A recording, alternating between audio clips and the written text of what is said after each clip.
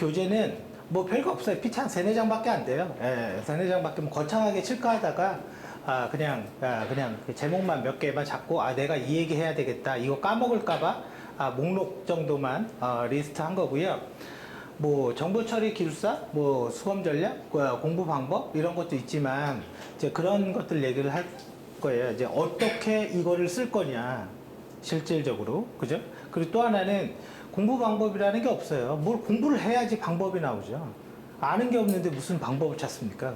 그거는 헛소리라는 거예요.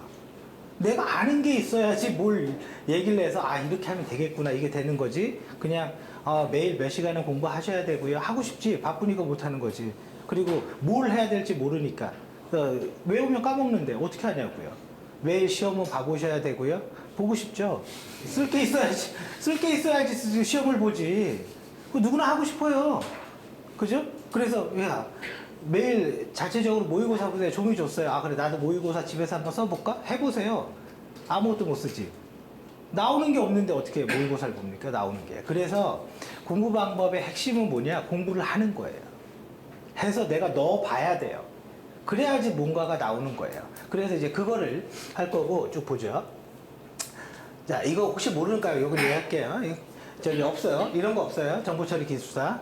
근데 이제 이상하게 혼용돼서 그냥 말을 해서 정보처리 기술사, 정보 이런 말을 하는 거고, 결론은 뭐예요? 정보관리랑 컴퓨터 응용 시스템, 컴퓨터 시스템 응용인가? 나 이게 맨날 헷갈려요. 하여튼 컴퓨터 응용 시스템, 이 두 개의 기술사를 얘기를 하는 거고, 뭐 기술사 아는 것처럼 기사 따고 4년이면은 볼 수 있는 거죠. 그죠? 그리고 헛소리 또 있죠. 헛소리 뭐예요?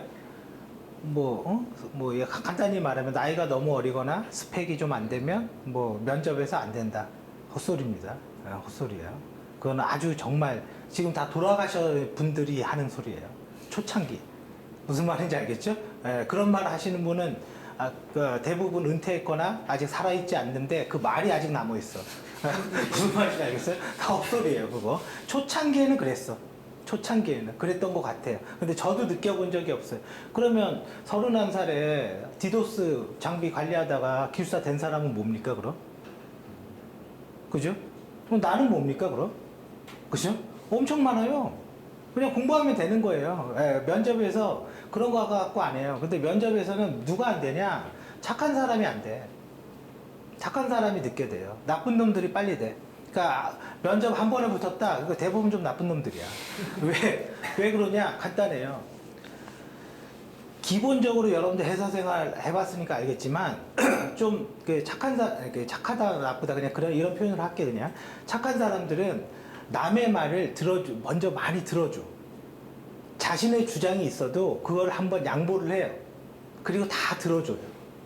그리고 나서 맨 끝에 얘기를 하는 스타일이에요. 근데 이게 면접 시험이라는 게 남의 말을 들어주면 끝장이 나는 겁니다. 왜? 자기가 아는 것 위주로 질문을 하면 누구도 안 되는 거예요. 맞죠? 내가 아는 것 위주로 질문을 하면 그러면 이제 어떤 사람들이 많이 들어줘요. 동료들 찾아봐 보세요. 대화를 하는데 이 사람은 자기 주장보다 남의 말을 먼저 이렇게 들어주는 스타일이야. 그런 사람들이 면접이 잘 안 돼요, 사실은. 근데 내가 주장이 세요. 예를 들어서 그거 아닌데요? 면접이고 뭐고 표현이 그거 아닌데요? 쎄. 그러면 사람들이 아무리 잘난 사람도 상대방이 그렇게 나면 내가 틀렸나? 위축되죠. 누군가. 그렇죠? 그리고 이 사람이 말을 하기 시작해요. 그럼 이 사람은 지가 하는 거 위주로 말할 거 아니에요? 그래야지 붙는 거예요. 그래야지. 그래서 제가 그냥 흔한 표현으로 나쁜 놈들이 잘 된다라는 말이 그 말이에요. 누구나 들어주면 집니다. 이 게임은. 그래서 실질적으로는 필기 붙으면 끝나는 거고, 단지 이제는 옛날에는 기술사 학원이 거의 없었으니까 그런 일이 없었는데 지금 학원이 많아지니까 필기 우리가 보통 이제 어른들뿐만 아니라 누구나 다 혹 하는 거 있잖아요. 우리 잡아요. 내가 다 키운 거야. 이런 거. 그죠? 이런 거. 사진 찍어야 되잖아. 그죠? 사진 찍어야 되거든. 이런 거. 내가 다 이거 우리 애들이야. 그러면 기술사 붙은 사람들은 약 2달 동안은 합격의 흥분이 있기 때문에 이게 후기 같은 거 시키지도 않았는데도 감사합니다. 기술사님 때문이었어요. 최고예요. 헛소리 엄청 써내요. 그러다가 한 3개월 지나고 6개월 지나면 기술사 입장에서 나한테 오는 게 없단 말이에요. 땄는데 그다음부터 태도가 조금씩 바뀌어져.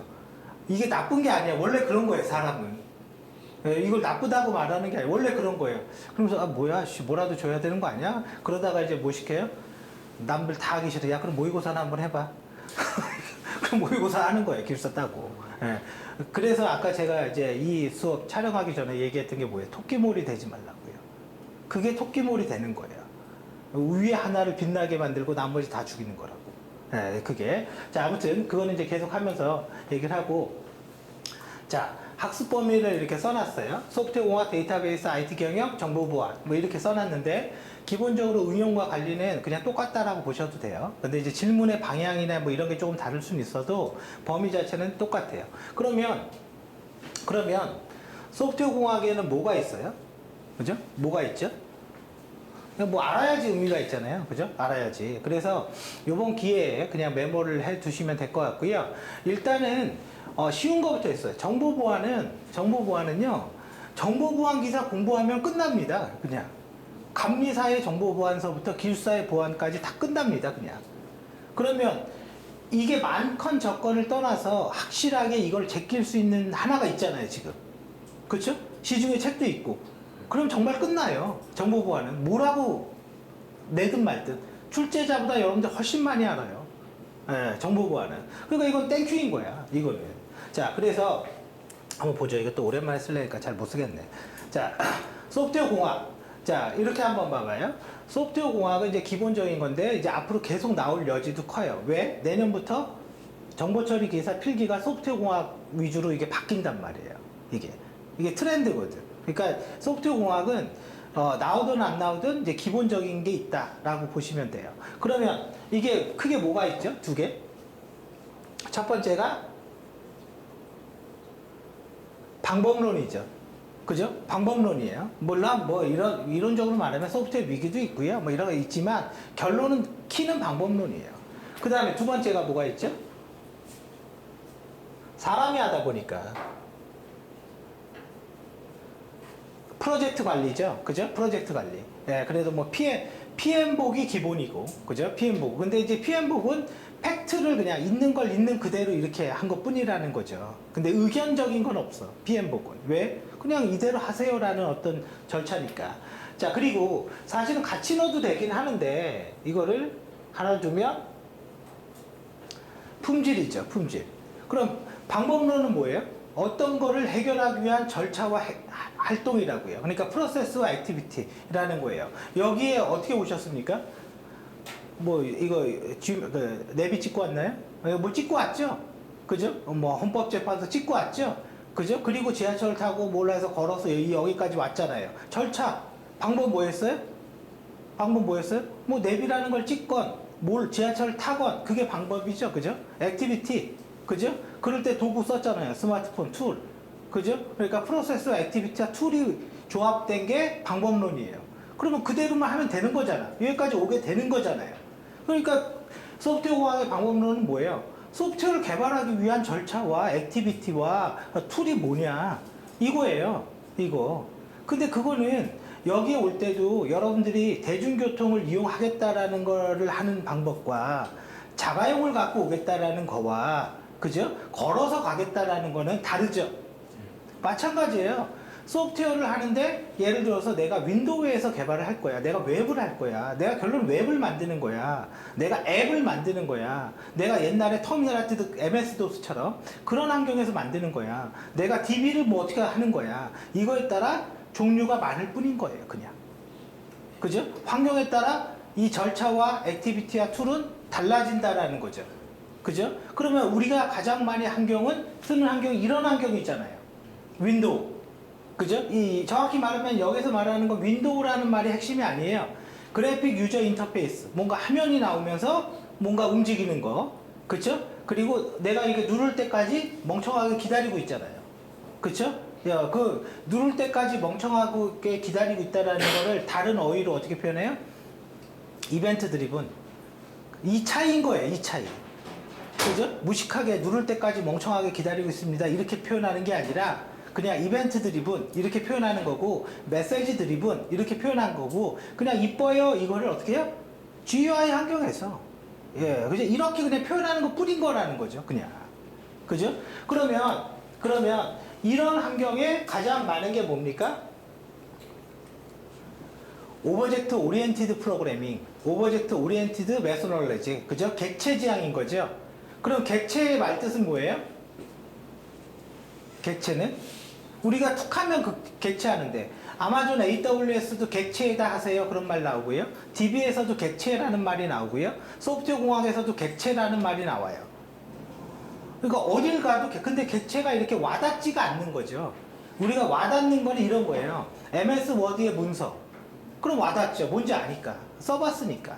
그죠? 엑셀 와닿는다고요. 그죠? 뭐 DB를 써본 사람은 테이블 와닿는단 말이에요. 근데 객체라는 말은 이게 테이블이야? 이게 MS 워드 문서야? 이게 프로그램이야? 이게 아니거든. 뭐냐? 이것저것 다라는 거예요. 이것저것 다. 객체라는 것. 그러니까 객체라는 어떤 추상적인 용어 하나 딱 만들어두고 그 안에 너 파일 넣으면 파일인 거고요. 그 안에 프로그램 넣으면 프로그램인 거예요, 그냥. 그래, 단지 객체는 실행된 상태인 거예요. 움직인다. 그러면 그렇게 움직이는 거를 어떻게 개발할 거냐? 그 얘기인 거죠, 지금. 그죠? 그래서 지금 이게 객체예요. 이것도 객체고 저것도 객체고 다 객체야. 그죠? 그래서 이거에 관련된 게 뭐가 있겠습니까? 이거에 관련된 게 이거를 제일 공부하기 좋은 주제가 뭐겠어요? 이거를 잘못 공부하면 안 된다 이거죠. 뭐예요? UML인 거죠. UML. 사실은 UML인 거죠.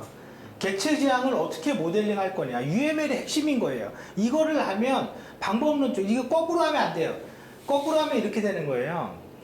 객체 지향 방법론이 있는데 첫 번째는 뭐 모델링을 하고 그 다음에 코딩을 하고 테스트를 하고 맞다 이거지. 근데 여기에서 항상 질문이 생겨. 그럼 모델링은 어떻게 하는 거지?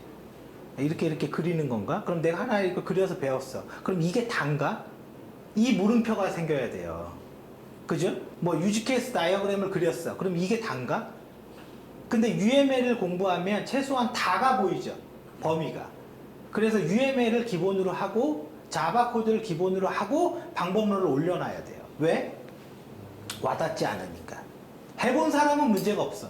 나는 원래 그 일을 하는 사람이에요. 그런 사람 관계없어요. 자, 봐보세요. 제가 여러분들한테 데이터베이스를 설명하는데 이렇게 하는 거예요. 데이터베이스 아키텍처는 쉐어드 아키텍처와 쉐어드 나싱이 있고 이거는 DBMS 인스턴스를 어떤 구성으로 둘 거냐에 따라 다르고 쉐어드 아키텍처는 DB2가 있고요. 쉐어드 아키텍처는 오라클 RAC가 있습니다. 쉐어드 나싱은 NCR의 테라가 있고요. 이거는 그 시스템을 봐본 사람은 와닿는 말이에요. 맞죠? 그 시스템을 봐본 사람은 쉐어드 아키텍처랑 쉐어드 나싱이라는 영어를 안 썼을 뿐인 거지 이건 와닿는 말이야. 근데 나는 그런 거를 경험이 없어. 어떻게 모든 걸 다 경험합니까? 없어. 그럼 그 사람들한테는 DB를 공부할 때 어떻게 해야 돼요? 쓸데없는 이런 필요 없고 앉아봐. 클리에이트 테이블 쳐봐. 엑셀이랑 똑같지? 인서트 때려 넣어봐. 들어가지? 셀렉트 해봐. 나오지? 이게 와닿는 거거든. 무슨 말인지 알겠어요? 우리가 바텀업으로 공부해야 된다는 거예요. 그래야지 이거 별거 아니구나 이런 게 필요하거든. 그럼 바텀업으로 안 되는 게 뭐죠? 이거예요. 이거. 그죠? 기업의 비즈니스 성과를 위한 전략을 어떻게 할 거냐. 이게 뭔 소리예요? 비즈니스는 뭐고 성과는 뭐고 전략은 뭐예요? 여기서 다 걸리는 거죠 지금. 그죠? 여기서 다 걸리는 거예요. 그래서 여러분들이 공부를 할 때는 어떻게 해요? 큰 주제를 빼고 UML을 봐야 된다 이거죠. 그러면 UML은 모델링 랭귀지니까 이렇게 한글로 한 거, 이렇게 말로 한 걸 갖다가 어떻게 그래픽으로 쉽고 간단하게 표현할 거냐. 그죠? 그리고 나서 이걸 가지고 어떻게 대화를 할 거고 이걸 가지고 어떻게 구체화 시킬 거냐. 이거에 대한 문제라는 거죠. 그죠? 근데 어떤 사람은 이 업무를 갖고 UML을 너무 많이 그려본 거야. 이 업무도 똑같아. 그죠? 근데 일을 다시 한대요. 그럼 하기 전에 일단 내가 그려줄게요. 이거 맞아요?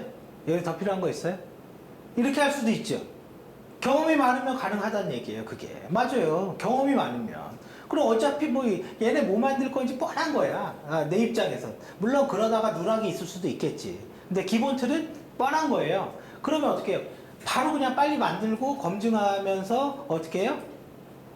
개발을 하는 게 더 나을 수도 있죠. 그거 유사한 게 애자일이에요. 그거 유사한 게. 쓸데없는 소리 하지 말고 무슨 말인지 다 아니까. 근데 아예 모르는 건 하기가 쉽지 않죠, 이게. 쉽지가 않아요, 아예 모르는 건. 그래서 구현적으로 내가 집중할 수도 있잖아요, 구현적으로. 그래서 그게 UML인 거고, 그러면 UML을 하려면 사용자가 뭐를 만들어야 되는지 알아야 될 거 아니에요. 그죠? 뭐 만들어줘. 그걸 영어로 뭐라 그래? 뭐 만들어줘. 그죠? 리콰이먼트죠? 그죠? 자, 봐보세요. 야, 이거 만들어줘. 너 이거 꼭 만들어야 돼. 너 이거 안 만들면 검수 안 해줄 거야. 세 개의 표현 다르죠? 그죠? 세 개의 표현 다르죠? 그냥 영어로 바꿔볼게요. must, should, would be nice. 뭐예요? 그죠? 뭐, 내신이 별로 안 좋으시죠? 그죠? 그죠? 누가 가장 강력한 거예요? must죠. 그죠? must. 무슨 말이에요? 그래서 이거 앞잡다 갖고 방법론 만들었어요. 그게 모스코바 방법론이에요. 에자일에 나와. 그런 교재 대한민국에 있어요? 없어. 없어요. 모스코바 방법론이라고 나온 게 없다고요. 요구서 우리는 이렇게 봤지. 우리가 기술사 공부하면서 나오는 게 뭐냐? 요구사항을 받을 때 핵심과 선택과 필수를 해라. 왜? RFP에 그런 용어가 쓰여져 있으면. 근데 내가 지금 뭘 알았어요? 영어로 하긴 했지만 must, should, 그죠? would be nice 이런 말을 썼죠. 그거 별로 의미가 달라지는 거죠. must는 안 하면 검수가 안 되는 겁니다. 그쵸? should도 마찬가지예요. 그죠? 단지 강도가 must가 더 센 거지. would be nice는 안 해도 되는 거예요. 정확히 말하면 자원이 허락하면 하는 거고 자원이 허락하지 않으면 안 할 수도 있는 거예요. 그럼 요구사항을 만들 때 모스코바 방법을 통해서 요구사항의 중요성 분리 방법 말 맞나요? 말 맞죠? 말 맞잖아요. 지금 뭐가 틀렸어요? 여기에서 틀린 말이 뭐가 있어요? 맞잖아요. 그쵸? 그러니까 별거 아니라는 거예요. 별거 아니잖아요, 사실은 지금 한 게. 그쵸? 그러면 그런 것들의 표현을 알았어요. 어떤 사람은 이거를 requirement라고 했단 말이에요. 그죠? 요구사항. 그죠? 어떤 사람은 그걸 SRS라고 했어요. 서비스 리콰이먼트. S가 뭐예요? 서비스인가? 하여튼 뭐, 그죠? 요구사항 똑같은 말이야. 그냥 SR 그래도 되고. 그죠? 이게 다 요구사항이라는 소리예요. 그러면 내가 아까 이걸 알았어. 모스코바라는 말을 어디서 주워 들어봤어. 그럼 나는 이제 어떻게 할 수 있어요? 요구사항을 모스코바 방법론을 통한 분류 방법. 이거를 제시해 볼 수 있는 거죠. 그쵸? 그리고 또 국내 기준으로 의하면 핵심과 선택과 필수로. 그죠? 일반 기술사 공부하다가 어디에 주워들은 건 뭐예요? 기능적 요구사항과 비기능적 요구사항으로. 그죠? 하나 또 주워들었어. 동적 요구사항과 정적 요구사항으로. 왜 기술사 공부가 어려운지 알겠어요? 어떻게 하는지 알겠어요? 똑같은 사물 하나를 단어를 계속 바꾸면서 말하잖아요, 지금. 이게 어려운 거예요. 이 타이밍에. 그러니까 이거를 말을 하려고 강의를 준비하고 온 게 아니에요. 그냥 말하다 그냥 나오는 것 뿐인 거지. 근데 이게 어떻게 돼야 돼요, 내한테? 뭔가 어떤 주제에 이렇게 좀 연결이 돼 있어야지만 이렇게 말을 할 수 있겠죠. 그쵸? 그럼 이렇게 말을 할 수 있으면 내가, 자, 동적 요구사항은 특정 개인이 하는 요구사항이에요. 정적 요구사항은 프로젝트와 관련된 요구사항이에요. 이 말이 이해하기 어려운가요? 이 말이 이해하기 어려워요? 이거를 이해 못할 수가 있나요? 그죠? 그죠? 기능적 요구사항은 그 서비스의 기능에 대한 건데, 예를 들어서 왜 설명하기 어려워? 잘 봐봐요. 기능적 요구사항의 정의를 내리기가 굉장히 어려워요. 그러니까 어떻게 해요? 지금 말을 바꿨어요? 예를 들어서요, 쇼핑몰을 만든다면 구매, 회원관리 이런 것들이 기능적 요구사항이에요. 비기능적 요구사항은 품질에 대한 요구사항 같은 건데, 그 품질에 대한 요구사항은 뭐 성능이나 가용성이나 보안이 비기능적 요구사항이에요. 이게 어렵나요? 이 말이? 여러분들 기술사에 있는 모든 지식을요, 이렇게 설명하면 5일이면 끝납니다. 내가 아무리 아는 게 많다고 해도 5일 이상 떠들 게 없어. 근데 안 되잖아. 다 가르쳐줘도. 이해도 되는 거잖아. 그죠? 근데 어떻게 해야지 된 거예요? 자, 이렇게 해야지 되는 거예요. 정보처리 기술사라는 걸 내가 공부를 하는데, 그 공부는 소프트웨어 공학, 정보보안, 데이터베이스, IT 경영으로 나눴다. 소프트웨어 공학은 뭐라고요? 방법론과 프로젝트 관리, 하나 더 하면 품질 관리로 나오고, 방법론은 뭐라고 그랬어요? 프로세스와 액티비티와 툴의 조합이라서 이거를 이대로만 하면 그걸 만들어낼 수 있는 뭔가다. 그 대표적인 게 오브젝트 오리엔티드 프로그래밍, 오브젝트 오리엔티드 방법론인 거고, 그죠? 이 오브젝트 오리엔티드는 GUI 환경에서 오브젝트, 객체, 어떠한 것이 실행된 상태, 그게 오브젝트라고 불렀고, 지금 말하고 다 리바이벌 하고 있죠? 이걸 내가 왜 얻겠냐고, 지금 말한 거 기억하고 다시 뱉어낸 것 뿐인 거예요. 어떻게 해요? 훈련. 훈련인 거예요. 훈련하면 되는 거고, 훈련 안 하면 안 되는 거예요. 이해하면 이해한다고 되는 거 아니거든. 왜? 타이밍에 기억이 안 나는데. 내가 원하는 타이밍에. 자, 그래서 그런 것들이 방법론이다 이거죠. 그런 것들이. 이해되시죠? 무슨 말인지? 그죠? 그래서 요구사항이니까 사용자 요구사항을 우리가 정리를 하자. 그게 뭐죠? 유즈 케이스죠. 그거를 표현을 바꿨어. 그냥 유즈 케이스 요구사항이에요. 근데 그거 좀 그림 좀 그려서 이 문법대로 좀 써봐. 그냥 테두리 문법은 줄 테니까. 그죠? 그래서 유즈 케이스. 그러면 유즈 케이스를 중심으로 소프트웨어를 개발한다. 그걸 영어로 바꿨어요. 그냥 유즈 케이스 드리븐. 이게 뭐가 어렵냐고요. 그럼 유즈 케이스는 누가 내는 거예요? 요구사항이니까. 사용자가 내는 거죠? 그죠? 사용자가 내는 거예요. 그러니까 사용자 중심의 소프트웨어 개발이다. 빨리 맞잖아. 아니, 사용자 중심의 소프트웨어 개발이 아닌 건 어딨어 또. 잘 생각을 해봐요. 아니, 이거를 안 그래요? 그게 아닌 걸 찾아봐요. 아닌 거 없어. 이거 되게 쉬운 게 뭐냐? 좋은 말만 쓰는 거거든. 이 게임은 그러면 자, UML은 효율적인 모델링 방법론입니까? 좋은 것만 배운다고 그랬잖아요. 당연히 효율적이겠지. UML 모델링을 하면 소프트웨어의 생산성이 올라가나요? 올라가겠지. 다 좋은 것만 배우는 거니까. 근데 문제가 있는 거지. 효율적이라는 게 도대체 무슨 말이냐. 효율적이라는 거를 정확하게 표현하려면 어떤 수치화된 데이터로 상대 비교를 해야 되는데 그거를 내가 어떻게 할 거냐. 생산성은 무슨 말이냐 도대체. 그냥 생산성 많이 만든다? 빨리 만든다? 이렇게 표현할 수가 없으니까. 근데 와는 닿는 거죠. 생산성이라는 게 무슨 뜻인지 이렇게 말로는 좀 어렵긴 해도 뭔가 이렇게 와는 닿는다 이거죠. 품질이라는 게 무슨 말이냐. 그냥 좋은 거. 그렇잖아요. 와는 닿는데 뭐라고 이렇게 할 수가 없는 거지 이거를. 그러면 생산성은 예를 들어서 개발 범위분의 꽤 투입 인력이다. 이렇게 내가 좀 정의를 내려주면 생산성은 전체 개발 스콥이 있고 그 안에 투입 인력이 몇 명이냐. 그러면 똑같은 사업이 두 개가 있을 때 만약에 이거 전제가 깔려야 돼. 완전히 똑같은 사업이 두 개가 있을 때 범위가 똑같으니까 투입 인력이 이쪽은 5명 했는데 다 만들었고 이쪽은 10명을 했는데 다 만들었어. 그러면 5명이 생산성이 좋은 거죠. 당연히. 근데 그거는 모순이 빠지는 거죠. 똑같은 프로젝트라는 건 존재하지가 않는다라는 모순이 하나 있는 거고, 그죠? 똑같은 게 존재하지 않으니까 어떻게 돼요? 상대 비교를 할 수가 없는 거예요.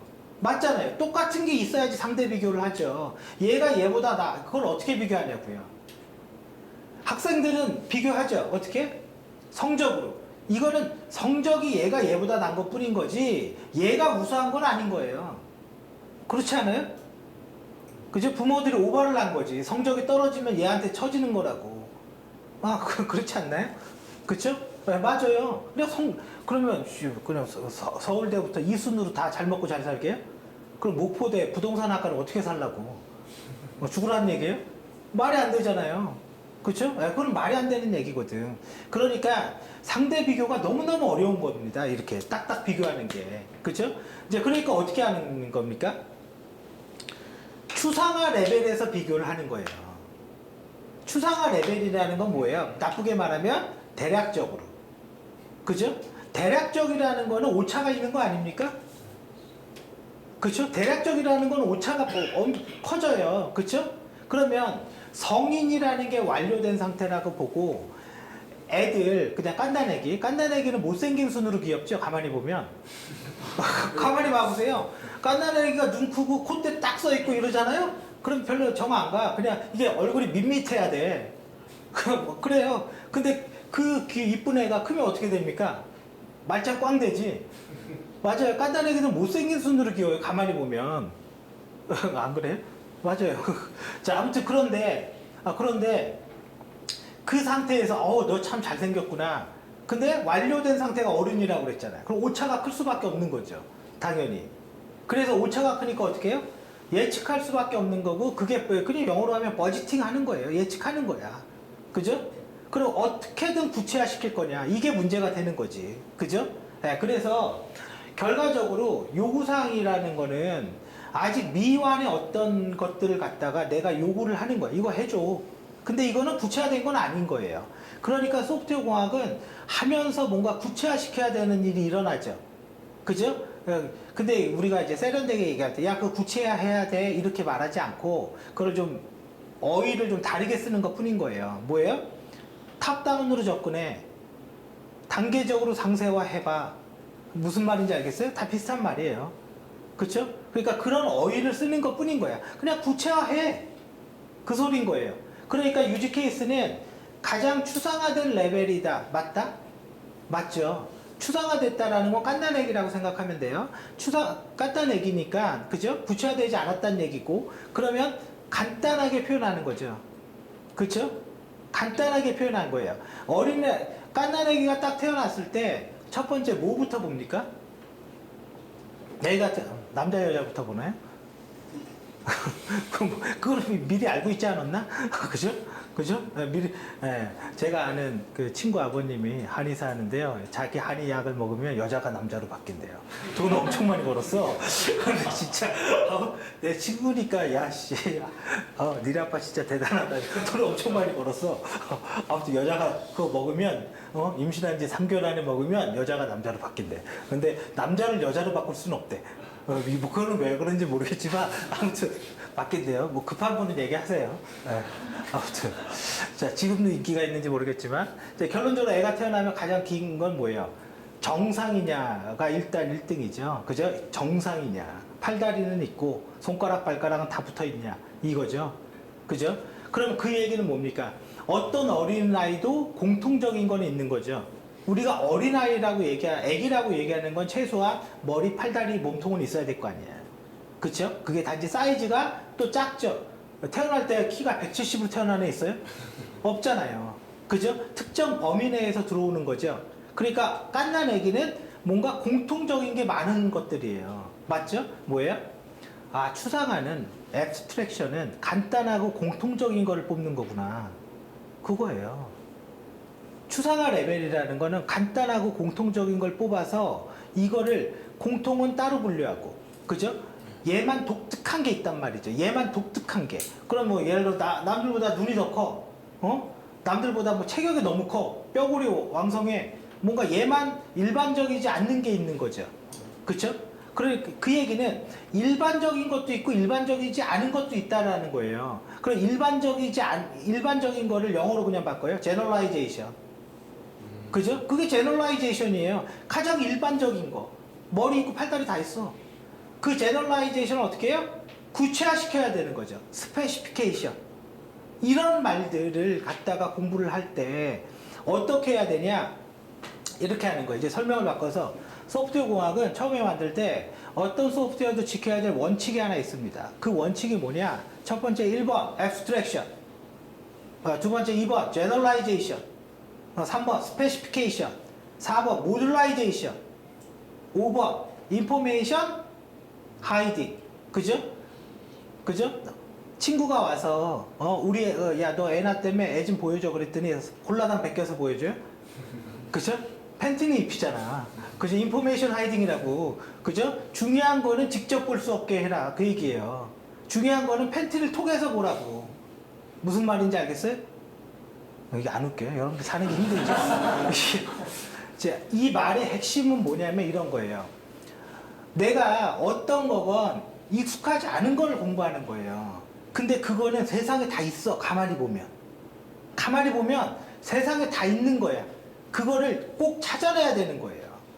그래야지 내가 그럼 소프트웨어 공학의 원칙 하면 뭐지? 깐난애기의 원칙? 깐난애기의 원칙은 왜? 눈으로 보고 이렇게 명확하게 이건 컴퓨터야 이렇게 눈으로 보고 손으로 만져보면 내가 잘 와닿고 안 잊어버린다 이거죠. 근데 보이지 않는 거를 공부하는 건데 그걸 갖다가 내가 할 때는 어떻게 해요? 항상 상대 비교할 수 있는 뭐 하는 걸 찾아야 돼요. 깐난애기의 원칙 첫 번째는 목표가 어른이니까 abstraction 돼서 나온다. abstraction은 팔다리 머리가 다 있는 거다. 그죠? 그리고 공통적인 게 있고, 그리고 얘는 완벽하지 않은 거니까 어떻게 해요? 간단하게 만들어져 있는 거다. 그죠? 맞잖아요. 맞잖아요. 이렇게 상대 비교를 해야지 내가 공부를 할 수 있어요. 그리고 아까 공통적인 거 다른 말로 뭐라고 그랬어요? generalization. 그죠? 그리고 깐난 얘기를 보면 뭐라고 그래요? 내 새끼라고 하잖아요. 어휴, 내 새끼. 그죠? 근데 이제 너무 안 닮았으면 좀 그렇기도 하지. 그럼 뭘, 우격 담아서 찾지. 발이 닮았어. 그럼 발이 다 닮았지, 씨발. 발이 안 닮은 사람이 어디 있습니까? 맞지 않아요? 그죠? 그러니까 말도 안 되는 걸 찾죠. 아무튼, 그거 뭐예요? 부모의 특성을 물려받은 거죠. 그죠? 부모의 특성을 물려받는 거. 그죠? 자, 그럼 부모의 특성을 물려받는 거를 영어로 뭐라 그래요? 이너니턴스. 그죠? 이너니턴스 상속. 자, 지금까지 얘기한 걸 보면 사실은 제너럴라이제이션이 이너니턴스예요, 사실은. 그러면 abstraction 한번 보자고요. abstraction 추상화 간단하게 한다. 그죠? 그 다음에 두 번째 뭐였어요? 그죠? generalization, inheritance. 그 다음에 모듈라. 그죠? 모듈라이제이션. 모듈라라는 건 뭐예요? 독립된 단위로 있다 이거죠. 이거는 깐난애기는 사람이니까 문제가 되는데 자동차 같은 경우는 이렇게 라이트 안 들어온다고 시동 안 걸리지 않죠. 그쵸? 어떻게 해요? 모듈화되어 있는 거죠. 독립된 단위로. 라이트라는 거는 누구한테 서비스하는 거예요? 운전자한테. 그죠? 사용자에게 서비스를 할 수 있는 단위로 모듈화 시킨 거죠. 부품별로. 근데 이 라이트를 딱 뺐는데 전구만 갈면 되는데 통으로 바꿔버리면 짜증나잖아요. 그쵸? 그거 당연하죠. 이거 뚜껑 열어서 전구만 바꿀 수 있게 해주면 좋잖아요. 근데 요즘은 점점 어떻게 돼요? 덩어리로 만들어요, 사실은. 그럼 조립은 굉장히 쉬워져. 맞지 않아요? 현대자동차가 노조랑 간부랑 회의를 했대요. 앞으로 우리 현대자동차 어떻게 해야 되냐. 생산 공장을 혁신해야 된다. 노조 입에서 나온 거예요. 왜? 10,000개 이상의 부품이 없어진대요. 이게 수소차, 전기차로 가면 엔진 자체가 옛날에 우리 TV에서 보면 엔진은 뭔가 막 돌아가고 복잡했잖아요. 근데 이렇게 박스로 돼갖고 그냥 툭 끼면 되는 거야. 그럼 현대자동차 협력업체가 다 끝장이 나버리는 거예요. 부품이 필요 없으니까. 그러면 그렇게 복잡한 조립이 없어진단 말이에요. 이게 노조에서 나온 말이라고요. 노조에서. 그러면 지금 우리가 쓰는 스마트폰, 여러분 노트북 어때요? 노트북 고장나서 삼성 AS 갔어요. 옛날 노트북은 나사 갖고 뜯어요. 그죠? 판을 열어서 뭘 교체할까 이렇게 본다고. 지금은 어때요? 판때기가 두 대로 돼 있어서요. 앞쪽을 바꿀 거냐 뒤쪽을 바꿀 거냐 새 거로 끼는 거야 그냥. 조립은 아주 쉬워지죠. 그쵸? 금세 만들죠. 왜? 판때기가 두 개니까. 근데 우리 입장에서 그런 거야. 아, 요것만 바꾸면 될 것 같은데 전체를 다 바꿔야 되니까. 스마트폰 두 짝 아니에요? 그쵸? 이렇게 두 짝이잖아요. 깨지면 뒤를 바꿀 거냐 앞으로 바꿀 거냐 그거의 고민인 거지. 그 안에 CPU만 떼서 바꿔야지 안 된다고 이게. 그렇잖아요. 이 모듈화를 우리가 옛날에 노트북 이렇게 두꺼운 거 있죠? 그 데스크탑 이런 것들의 모듈화는 뭐냐? 고장이 나면 부품을 바꿀 수가 있었어. 아, D램을 확장해야지. 열어서 D램만 하나 더 껴. 이렇게 했단 말이죠. 근데 지금의 모듈화는 덩어리를 딱 조립하죠. 옛날 거는 오브젝트 오리엔티드, 지금 거는 컴포넌트 베이스, CBD인 거예요. 무슨 말인지 알겠죠? 그러니까 CBD는 생산성이 아주 좋지. 근데 전제가 있어. 그 모니터가 있어야지 조립을 하지. 그렇지 않아요? 그러니까 재고 관리가 어렵죠. 그런 문제가 있는 거예요. 왜? 모니터를 갖다가 이돔이 이 노트북을 10년 썼네요. 이러면 아주 문제가 골치 아파지잖아요. 10년 전 그 껍데기가 있어야지 껴 넣을 거 아니에요. 그러니까 어떻게 해요? 유효기간이라는 뭔가가 있어야 돼요. 당연히. 그죠? 평생 갈 수는 없거든. 근데 우리의 유효기간은 몇 년입니까? 소프트웨어에서? 몇 년이죠? 그냥 이거는 정해져 있지 않아. 5년입니다. 왜? 5년 단위로 금융권이 차세대를 하거든. 가만히 봐봐요. 5년 단위로 금융권이 뒤집습니다. 왜 뒤집은지 몰라. 왜 5년이 되면 서버가 풀라 항상. 첫 번째 명분은 서버가 풀라는 거예요. 명분은 프로그램이 기존 게 너무 후졌어요. 이런 말 하면 쫓겨나죠. 그죠? 기본적으로 서버가 풀라서 더 늘어나면 그때 우리 다운됩니다. 한계까지 가야죠. 한계까지. 그래서 서버 교체를 해야 돼요. 교체하면서 딴 걸 끼는 거지 사실은. 그쵸? 그러면서 차세대를 하는 거예요. 그 교체할 때 되면 어떻게 돼요? 영업사원들이 쭉 깔리죠. 세련되게 얘기하면 PB고 나쁘게 얘기하면 영업사원이고 쭉 깔려 있어요. 이해되시죠? 그러면 우리가 그렇게 많은 부품들을 어떻게 해요? 재고 관리하는 게 어렵잖아요. 그러니까 어떻게 해요? 하청업체한테 넘기죠. 야, 내가 전화하면 가져와. 가지고 있고 네가 갖고 있어. 몇 대 필요한데? 지금은 한 100대 정도 필요해. 사실 안 필요하거든. 그리고 전화는 안 해. 그리고 나서 이거 안 쓰세요? 그 물건 사놨는데 끝났어 이제 그거 유효기가. 그럼 저는 이거 어떻게 할까? 그건 네가 알아서 할 일이지. 뭐예요? SCM 서플라이 체인 매니지먼트 그거라고. 그거란 말이에요. 그게 SCM이에요. 그게 이해되시죠? 그 재고를 세련되게 말하면 저스트 인 타임이고 무재고율 JIT라고 부르는 거고요. 그죠? 자, 그러니까 결과적으로 그렇게 그런 원칙에 의해서 소프트웨어를 개발하게 되고 그 객체를 갖다가 우리는 뭐라고 그래요? 클래스라고 부르는 거예요. 그냥 클래스라는 영어는 뭐예요? 기본적으로 분류죠. 분류하고 뭔가 나누고 이런 거잖아요. 그쵸? 근데 그 단위를 클래스라고 했다. 그 클래스의 의미는 뭐다? 어떤 기능과 봐보세요. 이거를 모니터를 끼려면 전기능이면 모니터 불은 들어와야 될 거 아니에요. 터치 스크린이면 터치 센서는 돼야 될 거 아니야. 그쵸? 그럼 이 모니터를 갖다가 노트북 본체에다가 이렇게 탁 끼면 이제 그때 제대로 도는 거잖아요. 그쵸? 그러면 이거는 모양에 대한 좌표 정보가 있어야 되고 사이즈, 그쵸? 그리고 이거 누르면 인식해야 된다는 센싱이 있어야 되죠. 그런 식으로 개발을 하려면요 기능과 데이터가 합쳐져 있어야 돼. 당연한 거예요. 맞죠? 당연한 거예요. 근데 그 데이터를 영어로 뭐라고 불러요? 어디에서는 컬럼이라고 부르고 어디에서는 애트리뷰트라고 부르고, 그쵸? 객실지향에서 뭐라고 불러요? 애트리뷰트라고 부르는 것 뿐인 거예요. 데이터. 기능은 어디에서는 펑션이라고 부르고 어디에서는 오퍼레이션이라고 부르고 어디에서는 메소드라고 부르는 거예요. 그래서 객체지향에는 많이 쓰는 게 뭐예요? 메소드라는 말을 써요. 메소드와 애트리뷰트가 결합된 클래스로 디자인한다. 그게 뭐다? 오브젝트 오리엔티드다. 그 클래스가 실행이 되면 오브젝트가 된다고요. 실행이 된 상태가 오브젝트니까. 그러면 실행이 됐다라는 말을 세련되게 얘기해요. 어떻게 해요? 인스탄스화 됐다. 그죠? 그러면 객체지향이라는 건 뭐예요? 클래스가 인스탄스화 된 상태. 이건 겁니다. 클래스가 인스탄스화 된 상태. 그죠? 이 인스탄스들이 묶여서 하나의 단위 프로그램이 되는데 그게 컴포넌트 베이스가 되는 거예요.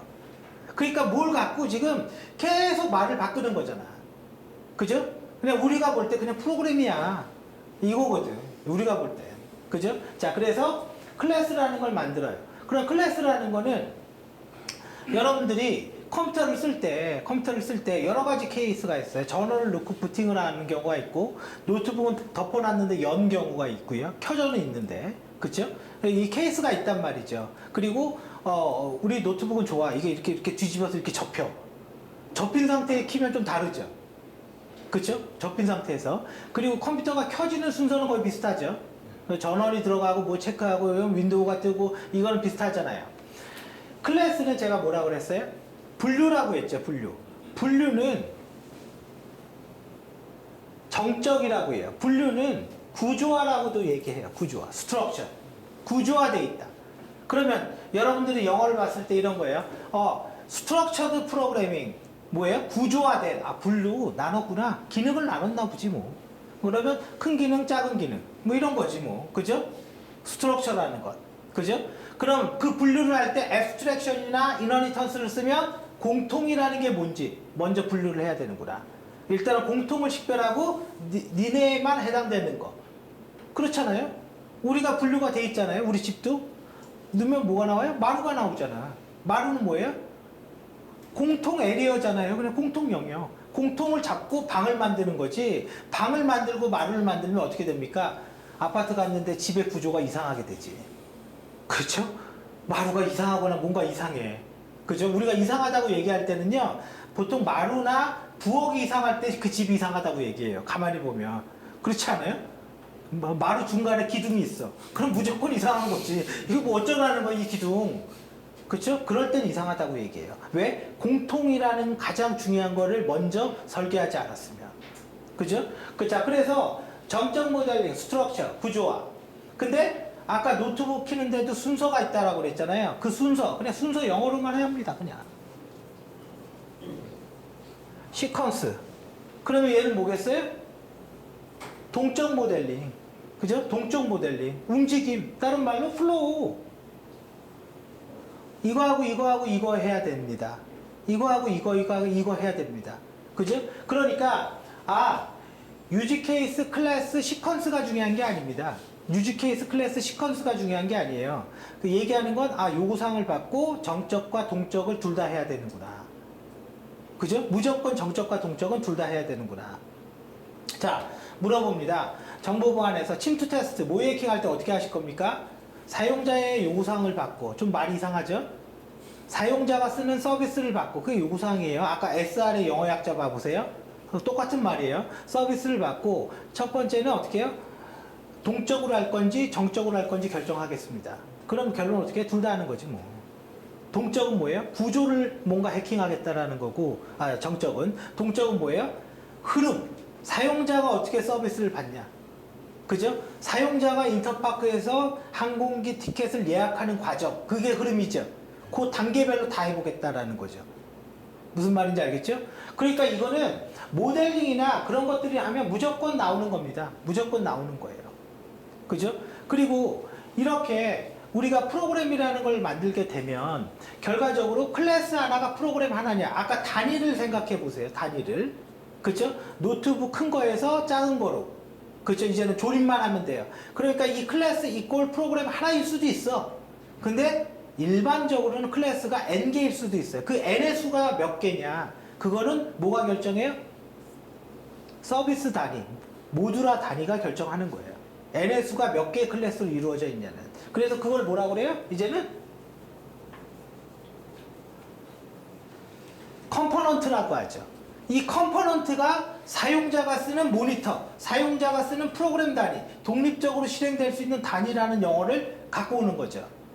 그쵸? 그럼 이 컴포넌트는 어디든 다 해도, 다 깔아놔도 돌아갑니까? 안 돌아가죠? 그쵸? 윈도우에는 돌아가는데 여기는 안 됩니다. 그렇잖아요. 그러니까 뭐가 있어야 돼요? 어느 노트북에서 돌아갑니까? 뭡니까 그게? 디플로이먼트. 시스템 구성도. 한마디로 얘기하면 시스템 구성도 그냥. 근데 그 서버라고 부르지 않고 서버도 용어가 많아요. 노드라는 표현을 쓰는 거예요. 컴퓨터의 용어 중에 하나가 노드입니다. 노드. 네트워크에도 노드라는 말을 쓰고. 그쵸? 네, 그 시스템 구성도. 그러면 오브젝트 오리엔티드 모델이라는 거는 유지 케이스를 하고 그 다음에 뭘 한다? 그죠? 클래스를 하고 정적 설계를 하고 그 다음에 뭐예요? 시퀀스를 하고 컴포넌트를 하고 그 다음에 뭐예요? 시스템을 만든다. 그럼 개발자 입장에서 나 프로그램 뭐 만들면 돼? 이거죠 이거. 그죠? 이 안에 클래스가 있으니까. 그래서 이쪽을 분석이라고 했고 이쪽을 설계라고 한 거예요 그냥. 설계는 구현할 수 있는 모델인 거고 분석은 문제를 정의해서 해결해버린 거예요. 이렇게 하면 되겠네. 그죠? 근데 정말 되는 구체성은 뭐예요? 설계가 되는 거죠. 그죠? 그러면 디자인 시의 문제점이 뭐냐? 그럼 뭐예요? 설계 단계에서 바로 코딩할 거니까 바로 이제 만들 거니까 이해돼요? 그죠? 자 그러면 이런 문제가 얘기가 돼야 되는 거예요. 기존 시스템이라는 표현을 쓸게요. 다른 어려운 말 쓰지 않고 기존 시스템에서 클라우드로 전환 시 클라우드 전환을 할 때 설계 시에 이슈가 되는 게 뭐냐? 그러면 여기서 두 가지 질문이 머릿속에서 와야 돼요. 첫 번째, 이 출제자가 말하는 디자인이라는 거는 뭐예요? 컨셉추얼한 레벨의 디자인을 말하는 거냐? 원래 설계라는 거는 이관하기 직전을 얘기하는 거거든요, 지금. 그쵸? 근데 사람들은 이거를 혼용해서 씁니다. 그 중에 대표적인 혼용하는 게 뭐죠? DB와 DBMS. 우리 오라클 DB 써요. 이 말 틀린 말이거든. 우리 릴레이션 DB 써요. 이 말이 맞는 거거든요. 그죠? 근데 오라클 DB 써요. 그럼 다 알아듣잖아요. 오라클 DBMS를 써요. 이 말이 맞는 말이거든. 사실은. 그렇죠? 네. 이걸 혼용해 쓴단 말이야. 그러니까 출제자도 그걸 혼용해 쓸 때가 있다는 거죠. 당연히.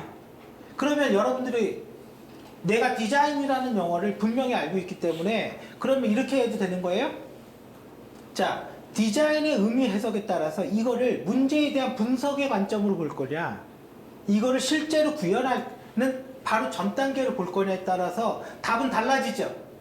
그쵸? 그럴 때 둘 다 써야 돼요. 그래서 그걸 읽어봐서 이 느낌이 와야 돼. 출제자가 말하는 디자인이라는 게 이 사람이 그냥 일반적인 용어로 썼구나. 그러면 이 문제 푸는 사람이 디자인을 정의를 내려준 거죠, 지금. 그죠? 원론적인 디자인은 뭐라고요? 구현하기 전 단계라고요. 구현하기 전 단계니까 C 언어로 코딩된 거 자바로 바꾸려면은 C 언어의 함수는 어느 클래스로 매핑돼야 되고, 이거 필요한 거 아니에요? C 언어는 클래스가 없거든. 그러면 함수들이 있는데 그 함수 8개는 클래스 얘로 이렇게 매핑되고, 함수 요거는 클래스 뭐로 매핑되고, 자바로 바꾸려면, 그러려면 매핑 정의서가 있어야 되죠. 펑션 대 클래스 매핑 정의서가 있어야 되죠. 랭귀지를 바꾼다면. 그게 뭐예요? 그게 설계거든. 그러면 그거를 개발자에 주면 오케이, 이 클래스 자바에서 치는 거고, 그죠? 그럼 그게 코딩인 거죠. 그건 구현인 거잖아요. 예, 이해되시죠? 무슨 말인지. 그래서 개념을 분명히 하고, 또 하나는 이 타이밍에 그걸 써도 되는데 안 되는 이유는 뭐예요? 공부를 안 해서, 훈련을 안 해서. 훈련을 계속해야 되는 거고. 자, 그래서 이런 것들을 제일 중요하게 여러분들이 먼저 머리를 딱 잡아놔야 돼요. 프로젝트 관리 방법론. 프로젝트 관리의 방법론에서 가장 중요한 게 뭡니까? 우리 PMP 공부한 사람이 있잖아요. 조금이라도. 그죠? 뭐 따도 인생에 의미 없어요. 따도 그냥 없어도 그냥 PMP라고 그래. 그냥 뭐라 안 그래 그냥. PMP 그냥 내가 만들었다. 내 거. 내 PMP야. 그래, 그러고 살아도 됩니다. 그죠? PMI에서 발급한 게 아니라 내가 발급한 거야. 내 거. 내가 PM이야. 그러면 되지 뭐. 그럼 필요 없어요. 자, PM 하면은 가장 중요한 거 뭐죠? 일단은 범위죠. 그죠? 어디까지 해야 되냐? 뭐 당연한 얘기겠죠. 근데 여기에 뭐예요? 앱스트랙션 사상이 있거든. 이게 추상화된 범위거든. 완료가 돼야지 범위가 명확하게 되는 거예요. 그죠? 그렇죠? 그죠? 그 다음에 범위가 정확해야지 내가 뭘 할 수 있어요? 일정, 스케줄을 잡을 수가 있는 거죠. 당연히. 그죠? 스케줄을 잡을 수가 있어요. 그 다음에 뭐가 나와요? 커스트, 비용이 나오죠. 비용. 그죠? 일정, 뭐 이게 기본이죠. 그러면 범위 관리를 어떻게 해야 될 거냐, 이런 건데, 우리가 범위를 식별하는 가장 중요한 문서가 뭡니까? 저도 어제 제안서 쓰고 왔는데, 어제 나가려고 하니까 전화가 왔고 4시까지 제출해야 된대요. 근데 이제 생각보다 빨리 써요, 제가. 진짜 생각보다 빨리 써요. 알았다고. 그럼 4시 안에는 꼭 줘야 된다. 6시 제출이니까 취합하는데 2시간 걸리니까 4시까지 주라고. 11시에 머리 자르고 있는데 전화가 왔어요. 와, 짜증나게. 그래서 다시 집에 가서 제안서 썼는데 30분에 쓰고 줬어. 금세 씁니다. 왜? 왜요? 제안서가 많거든. 그리고 그 제안서 안에 어떤 도구들이 있는지 알고 있거든요. 나 둥그란 거 이런 거 필요해. 일단 이 둥그란 거 어느 페이지에 어디 있는지 알거든요. 그럼 이 제안서 열어. 그럼 둥그란 거 일단 카피해 놔. 근데 이 둥그란 거 이렇게 생긴 거에 단어를 이렇게 하나 넣잖아요. 넣는데 꼭 하나가 안 맞아. 과학하고. 넣어봐요. 안 맞아. 그럴 때 말 어떻게 넣어요? 하나를 둘로 잘라서 이렇게 쪼개 넣어. 그게 왜 채워야 되니까. 그림 바꾸는 건 너무 어렵거든요. 둥그란 요거 하나 빼버리면 이거 이렇게 틀어야 되는데, 그건 디자이너가 해야 되잖아요. 지금 디자이너도 없는데. 그죠? 6시 제출인데 어떻게 합니까? 무슨 말이에요? 범위를 할 때, 그러면 그 문서를 할 때 제가 첫 번째 거기에다가 요구한 게 뭐겠습니까? 뭐 줘? 알았어, 쓸 테니까 뭐 줘? 뭐죠? 그죠? RFP인 거죠. RFP가 있어야지 할 수 있는 겁니다. 맞죠? 그쵸? 그러니까 얘는 RFP예요. 그럼 RFP에 어떻게 써놨겠어요? 만약 어제 쪽은 이제 보안 쪽 내용이니까, 개인정보를 유출을 방지하기 위한 방안을 제시하시오. 그걸 왜 나한테 물어? 키사한테 물어보지. 그렇죠? 그걸 왜 나한테 묻냐고. 그거 알면 재벌 되게요? 맞지 않아요? 내가 시키는 대로 하면은 어떤 기업도 유출 안 돼. 그쵸? 추상적으로 한 거잖아요. 그쵸? 추상적으로 한 거죠. 그러니까 나는 안을 제시하는 것 뿐인 거예요. 유출이 안 된다는 건 아니야. 그걸 했다고 해서. 그렇죠? 그래서 이 RFP를 어떻게 해요? 구체화시키죠. 앱스트랙션과 아까 단계적 상세화는 여기에 그대로 들어가 있는 거예요. 그죠? 구체화시켜요. 근데 어떻게 1시간 만에 제안서를, 물론 페이지가 있겠지만 제안서를 그 과업 중에서 내가 제 3개 과업 썼거든요. 그 주요 과업 중에서. 그러면 어떻게 1시간 만에 그걸 다 쓸 수 있었냐? 그거는요, 유사한 게 내가 경험이 있어서 한 거고, 또 하나 내가 제시한 그 결과론적인 방법도 추상화되어 있는 거죠. 맞죠? 그 제안서에 뭘 썼던 내 답도 추상한 겁니다. 맞죠? 단지 얘보다는 좀 덜 됐다. 이 차이밖에 없는 거예요. 맞죠? 그쵸? 그러니까 이 추상화를요, 계획에 의한 비용 산정. 무슨 말이에요? 계획에 의한 대가 산정. 무슨 말이죠? 이제 이걸 바뀌었어요. 범위가 추상화되어 있으니까 난 어떻게 할 수밖에 없다? 예측할 수밖에 없다. 버지팅할 수밖에 없다고요. 이건 틀릴 여지가 굉장히 높다. 맞죠? 나쁘게 말하면 틀릴 여지가 높다라는 거예요. 그러면 정보관리기술사 시험에서 펑션 포인트라는 시험 문제가 나왔는데 이런 거예요. 펑션 포인트가 뭐가 됐건 기능 점수를 내서 이렇게 산정하는 건데 그거의 궁극적인 목적은 뭐예요? 얼마냐예요. 그죠? 얼마냐예요. 그죠? 누가 뭐라 그래도 이론적으로는 다르게 얘기할 수 있어도 이게 돈 얼마 들어? 그거예요. 근데 계획 단계에서 펑션 포인트를 쓸 때와 개발이 끝난 단계는 다르죠. 다르지. 그래? 펑션 포인트가 나왔어? 첫 번째, 계획 단계에서 비용 산정 기법. 그쵸? 완료 시점의 비용 산정 기법. 이렇게 얘기할 수 있겠구나. 내가 그 기법을 안다면. 그죠? 말할 수 있겠죠? 또 하나, 제안서를 작성하는 입장에서의 FP. RFP가 나왔으니까 제안서가 나오는 거잖아요, 지금. 그쵸? 그래, 내가 이렇게 해줄게. 그리고 나중에 프로젝트가 시작이 되면 좀 더 구체적인 범위죠. 이것도 계획입니다. 근데 상세화된 거죠. 그죠? 상세화된 것 뿐인 거예요. 당연히 2단계가 더 구체적인 거예요, 아까보다는. 그쵸? 그러면, 그래? 펑션 포인트야? 제안서 작성 시 FP 산정의 문제점 얘기할 수 있는 거죠. RFP만 보고 쓰고 있거든 지금 우리. 그럼 영업이 정보라도 하나 좀 주면 그나마 좀 난데, 그죠? 영업도 그런 거 있어요. 그 정보도 없으면서 있는 척하고 얘기하는 경우가 있어. 그럼 삽질하고 있다니까요. 그래야지 영업한 것처럼 보이거든. 고객이 뭘 원합니다. 혼자 상상이야. 혼자 헛소리 치고 있는 거예요. 그러면 제안 발표를 할 때 어떻게 해요? 혹시 4호 RFP는 보셨어요? 질문이 이렇게 나오는 거 게임 끝난 거죠. 그런 게임 끝난 거예요. 네. 이해되시죠? 그래서 그렇게 해야 된다라는 거고, 그리고 이거를 RFP, 그 다음에 우리가 실제 프로젝트에 여기 들어가면, 자, 우리가 프로젝트 관리 어떻게 할게? 그거 뭐죠? 문서? 이제는 계약 끝났다고, 들어왔다고요. 이제 시작했어요. 시작했는데 PM이 우리 뭐 해야 되냐 이러고 있으면 서로 이제 골치 아프죠. 그죠? 그 문서의 이름이 뭡니까? PM복에서는 프로젝트 관리 계획서라고 부르고, 실제 우리가 일할 때는 프로젝트 관리 계획서라는 말을 잘 안 써요. 뭐예요? 사업 수행 계획서 이런 말을 쓴단 말이에요. 그러면 이 똑같은 어인데 내가 만약에 30살인데 이걸 공부를 해요. 그래 공부를 하니까 PM복의 프로젝트 관리, 프로젝트 차터, 프로젝트 관리 계획서, 뭐 범위 관리 계획서 이렇게 외운다 이거죠. 그죠? 근데 실무 프로젝트에 들어갔더니 프로젝트 관리 계획서 어디 있어요? 근데 사업 수행 계획서 이거 말고 프로젝트 관리 계획서 어디 있어? 아니 그렇게 할 수 있는 거죠. 모르면. 그렇잖아요. 이게 똑같은 건 모르는 거지. 근데 내가 PM의 경험이 좀 있어. 그러면 글을 쓸 때 뭐라고 써요? 사업 수행 계획서. 이거부터 시작하죠. 사업 수행 계획서는 맨 처음에 만들어야 되고 고객과 합의돼야 되고 이런 말을 알잖아요.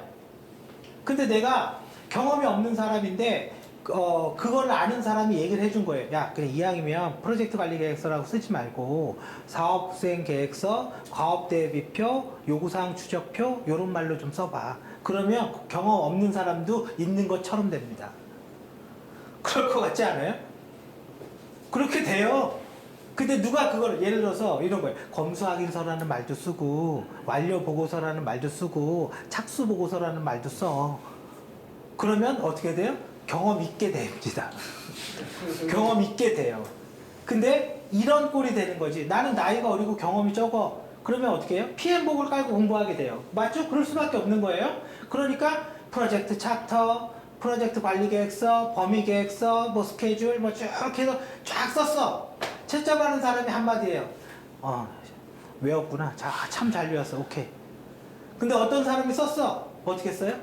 사업수행계획서, 아니, 착수보고서, 사업수행계획서, 막 WBS 이렇게 쓰기 시작하는 거예요. 과업대비표, 요구사항 추적표, 뭔가 좀 말이 좀 다르죠? 거의 어휘 표현이. 이 사람 좀 일 좀 했구나. 이렇게 되는 거예요. 그러니까 경험이 좀 있는 사람은 요런 문제 걸리면 대박 치고 나가요. 네, 대박 치고 나가. 근데 어디에서 쪽박나요? PM복에서 얘기하는 일정 단축 기법 2개를 쓰시오. 이건 팩트가 분명한 거죠.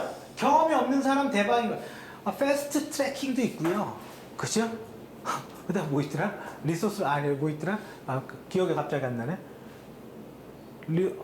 패스트 트래킹? 크래싱인가? 그죠? 자꾸 크랙이 생각이 나서 클래싱이 있죠. 그죠? 무슨 얘기인지 알겠죠? 그러면 이거는 딱 외워도 되는 거거든. 거기에서 쪽박이 납니다. 반대로 경험이 없는 사람은 거기에서 대박이 나는 거고. 왜? 나 몰라서 크리티컬 체인도 외웠어요. 나 몰라서요. 리소스 라벨링도 외웠어요. 무슨 말인지 알겠어요? 내가 모르니까 주변을 많이 외웠어. 그러니까 애따 모르겠다. 그냥 다 하나 써보자. 그래서 거기서 대박 나는 거예요. 그래서 경험이 없는 사람이 잘 되는 거야. 사실은. 왜? 그 사람한테는 야, 너 앞으로 프로젝트 관리 계획서라고 쓰지 말고 그냥 사업 수행 계획서. 그리고 착수 보고서. 그리고 사업 수행 계획서는 공식적인 거고 네가 마음대로 바꾸면 안 돼. 그죠? 막 이렇게 갑자기 날짜를 임의로 바꾸려면 그럼 사업 수행 계획서를 만들려면 최소한 뭐가 필요하냐면 물론 대략적인 범위야 구체화시키기 어렵다 쳐도 최소한 일정이 있어야 돼. 언제 자원이 인력이 언제 투입되는지 알아야 되고 단계별 우리가 일하는 절차 방법론도 좀 대략적으로 조금 나와 있어야 되고 검수 기준 꼭 넣어야 돼. 왜? 그거 사인 받는 거라서 초창기에 사인 잘해주니까 검수 기준 넣어서 그러면 나중에 요거 다 하면 다 했는데 안 끝났다고 헛소리 못하게 하려면 검수 기준 꼭 있어야 돼. 근데 그 검수 기준에 네 스스로 사업이 완료될 때까지 헛소리 써놨다가는 그건 끝인 거죠. 추상화시키면 이거 만들면 끝 이렇게 써놔야 돼. 그리고 우리는 그거 만들면 돼. 그래야지 항변의 기회가 있어. 그쵸? 경험이 없는 사람도 프로젝트 관리 계획서를 외웠다면 그거를 말해주면 안다고요. 그쵸? 말해주면 경험이 있는 것처럼 됩니다. 그죠? 물론 이제 그렇다고 오바해서 기술사 딴 사람이 오바가 그거지. 뭐 붙은 다음에 가서 개발자가 PM한테 사업수행 계획서 안 쓰셔요? 헛소리했다 죽는 거죠. 그래서 잘리는 거예요. 그래서 분위기 파악 못하고. 자, 그러면 이거 알겠죠? 그러면 범위의 가장 중요한 용어가 뭐죠? WBS. 그죠? 일단은 키는 WBS입니다. 그러면 뒤에 이 영어 뭡니까? 스트럭처. 분류돼 있다. 워크. 브레이크다운. 그죠? 작업이 단계적으로 분류되어 있다. 그러면 둘 중에 이거예요? 이거잖아요. 스트럭처. 구조는 뭐라고 그랬어요? 전부 다 분류되어 있다. 그쵸? 근데 분류라는 거는 레벨이라는 게 중요합니다. 뎁스가. 맞죠? 뎁스가 중요해요. PM 중에 제일 많이 당한 사람이 이거예요. 개발자가 개발을 하다가 너 그거 다 했어? 예. 걱정하지 마세요. 문제 없습니다. 다 했어? 믿었지. 6개월 뒤에 안 나와. 연락도 안 돼. 그리고 뚜껑을 열었어요? 아무것도 없어. 많아요. 생각보다 많아요. 그런 거 많아요. 그러면 이 PM은 막 속에서 우라같이 밀지. 연락할 데가 없는 거거든. 나도 책임이 있거든. 너는 뭐 했냐 그럴 텐데. 그렇잖아. 고객은 너는 지금까지 뭐 했냐. 관리하지 않고. 그래서 그거를 감내할 수 있는 수준이 언제까요? 한 달도 굉장히 크지 않아요? 그죠? 한 달 동안 일을 안 했어. 한 사람이. 그냥 한 걸 알고 있는데 그 양을 봤을 때는 이게 한 달도 금액이 그 사람의 시간과 비용, 월급 다 계산해 봐야 되기 때문에 이것도 감내가 안 되는 비용이에요. 그래서 어떻게 해요? 그렇다고 일일 체크할 수는 없잖아. 그럼 PM이 그 사람만 체크하냐고요. 그죠? 그래서 우리가 협의된 어떤 기간이 뭐예요? 2주죠, 2주. 약 2주 정도의 작업량으로 협의한 거예요. 꼭 2주가 아니어도 되는 거야. 그쵸? 그래서 PM복에서는 뭐예요? 2주 단위로. 그럼 이 2주 단위를 영어로 뭐라고 얘기했어요? 워크 패키지. 워크 패키지 단위로. 그게 2주라는 거죠. 꼭 2주일 필요는 없다 이거죠. 그게. 그러면 봐보세요. 애자일에서도 그 2주 단위의 의미가 있는 거예요. 이 그 2주가 뭐냐? 한 텀이 반복되는 거예요. 한 텀이. 2주라는 게. 그럼 이것도 꼭 2주다? 아니에요. 그냥 2에서 몇 주 이런 거죠. 그러면 한 텀이 반복이 되면 뭔가가 나와야 된다라는 거예요. 뭔가가. 그러면 여기에서 나오는 2주 단위 한 그 반복과 애자일의 2주는 거의 비슷합니다. 의미적으로. 왜? 이거를 계속 내가 상세화시키면 결론은 거의 비슷해져요. 그죠? 물론 이제 반복을 할 거냐 안 할 거냐의 차이는 있겠죠. 그죠? 자, 그래서 WBS는 뭐예요? 구조다. 그러면 구조가 나왔으면 어느 순서대로 일해야 돼요? 그거 해야죠. 이거 있으면 이거 있다고 그랬잖아요. 그러면 여기서 나오는 건 뭡니까? 첫 번째 뭐하고 이거잖아. 이게 플로우죠. 그래서 그걸 뭐라고 그래요? 프로젝트 네트워크 다이어그램. 일하는 순서. 그죠? 간단히 얘기하면 일하는 순서. 그죠? 자, 그리고 비용. 계획 단계 산정이야. 지금 완료 시점이야. 지금 설계 끝났니? 이거 다르죠? 그래서 요구사항 단계, 설계 단계, 구현 단계 뭐 이렇게 나눌 수도 있고, 그죠? 산정을 계획에 의한 방법, 그죠? 바텀업 방법, 바텀업 계획에 의한 방법은 다른 말로 무슨 말이에요? 그럼 탑다운이죠. 탑다운이에요. 그러면 바텀업은 완료 시점에 산정한 거죠. 그죠? 그러니까 탑다운 바텀업이 기본입니다. 그죠? 전문가 감정 뭐예요? 전문가 감정이라는 게. 전문가가 말 그대로 감정하는 거예요. 이거 내가 경험해 보니까. 그 중에 하나가 이건 거예요. 펑션 포인트가 뭔지 몰라도 1포인트당 멤먼스가 얼마나 들어가야 되냐. 이게 없거든요. 1포인트당 얼마냐는 있어. 그거는 정부 부처 이름이죠. 과학기술정보통신부? 뭐 이런 데서 발표하는 거예요. 그러면 1포인트당 50만원, 1포인트당 얼마. 이거는 가이드가 있단 말이죠. 근데 그 1포인트에 일을 하는데 투입 인력이 몇 명 해야 되냐? 이건 없거든. 이건 어떻게 해야 돼요? 내가 경험에 의해서 산정을 해야 돼요. 그죠? 그러면 우리가 옛날에 그래서 펑션 포인트에서 뭐 몇 포인트가 나왔어요. 그럼 이거 투입 인력, 그 PM이 이거 투입 인력 몇 명 잡아야 돼요? 그거 30명 잡으면 돼. 어떻게 아세요? 그냥 그래. 아니면은 그때 전화하고, 그래야 돼요. 사실은 없어, 이게. 왜? 사람이라는 게 능력이 똑같지도 않고, 그죠? 능력이 똑같지도 않고, 이 1포인트도 사실은 그렇게 명확하지 않아요. 왜? 계획 단계니까. 이거는. 그죠? 자, 그래서, 그런 걸 알았다면, 우리가 이럴 수가 있겠네요. 펑션 포인트를 멤먼스로 변환할 때의 산정 방법보다 전문가 감정. 그죠? 펑션 포인트를 멤먼스로 어떻게 변환할 거냐. 그죠? 펑션 포인트 산정은 당연히 알아야 되는 거고. 자, 그래서 그게 비용이다 이거예요. 그 다음에 하나만 더 할게요. 이것까지만 하고 있을게요. 위험. 프로젝트에서 발생하는 위험이 뭡니까?